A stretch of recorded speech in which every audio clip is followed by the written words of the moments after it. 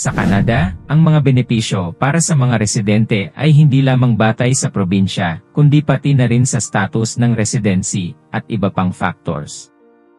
Gayunpaman, may ilang probinsya na kilala sa kanilang magandang benepisyo at serbisyong pangkalusugan at pang-edukasyon na maaaring maging kapaki-pakinabang sa mga Pilipino. Isa sa mga pangunahing probinsya na maaaring pagtuunan ng pansin ay ang Ontario, na tahanan ng Toronto, kung saan matatagpuan ang malaking komunidad ng mga Pilipino. Ang Ontario ay may magandang sistema ng kalusugan at edukasyon, kasama na ang access sa mga serbisyong pangkalusugan at mga paaralan.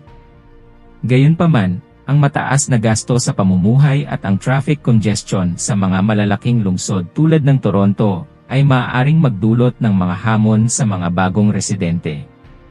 Bukod dito, ang British Columbia, partikular ang Vancouver, at Alberta, kabilang ang Calgary at Edmonton, ay kilala rin sa kanilang maayos na sistema ng serbisyo sa kalusugan at edukasyon. Gayunpaman, ang mataas na cost of living at ang harsh winters sa Alberta ay maaaring maging negatibong aspeto para sa ilang mga migrante. Sa pangkalahatan, ang pagtingin sa mga benepisyo sa kalusugan, edukasyon, trabaho, at iba pang aspeto ng pamumuhay ay mahalaga sa pagpili ng tamang lugar na magiging tahanan sa Canada.